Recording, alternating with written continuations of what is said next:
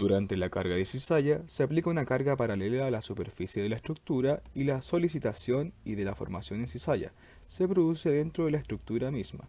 La solicitación en cizalla se puede definir como muchas pequeñas fuerzas actuando sobre la superficie de la estructura en un plano paralelo a la carga aplicada, como podemos observar a continuación.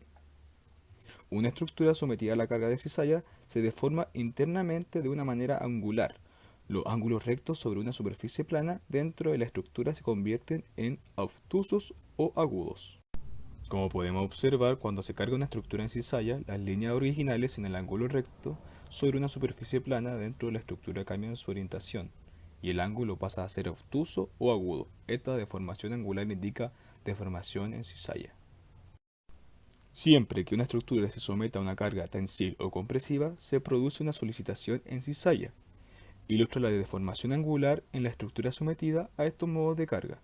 Clínicamente, la fractura en cizalla se ve más a menudo en hueso esponjoso o hueso trabecular. También depende de la posición del trazo, según su exposición o tipo, si es abierta o cerrada, y también según la causa de la lesión, si es directa o indirecta.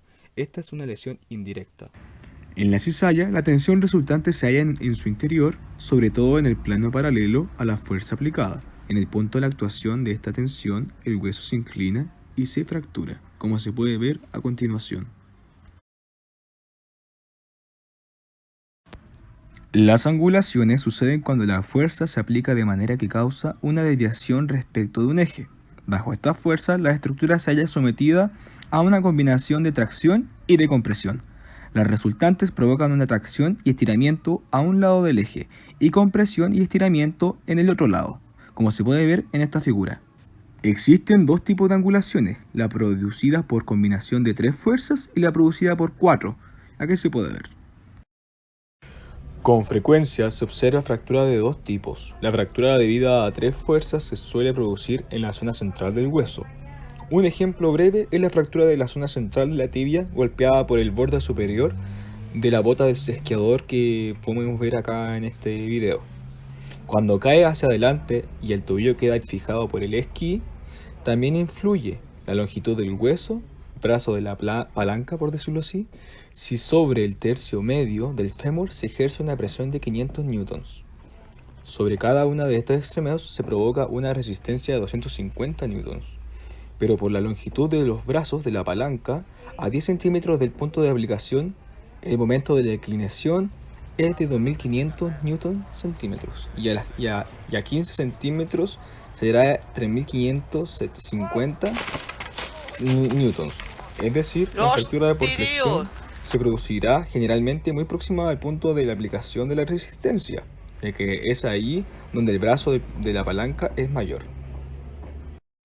También en una torsión se producen fuerzas de cizallamiento, distribuidas por toda la estructura.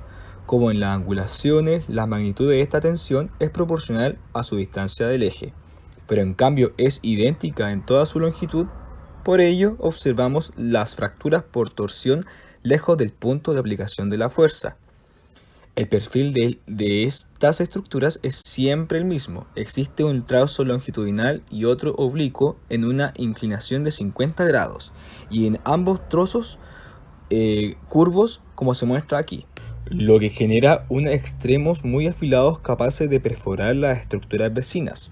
Cuando el mecanismo de torsión se ha producido a muy alta velocidad, 0,01 segundos a menos, la espiral de la fractura no se completa y se producen fracturas conminutas.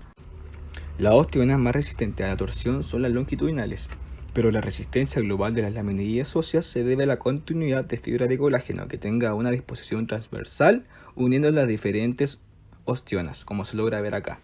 Estas solo se colocan en esta disposición en función de los estímulos mecánicos que haya recibido la persona con el entrenamiento. Uno de los beneficios del ejercicio físico es que cohesionan las laminillas óseas y la resistencia a la torsión es superior en el fémur y la tibia, respecto a todos los demás huesos, claro, pero por kilogramo fuerza por milímetro cuadrado de superficie. Todos presentan prácticamente la misma resistencia. El ángulo máximo de torsión es menor en el fémur y la tibia, 1,5 y 3,4 grados, medio en el cúbito y el radio de 15 grados y máximo en el peroné, 37,7 grados. Evidentemente influye el espesor de subcorticales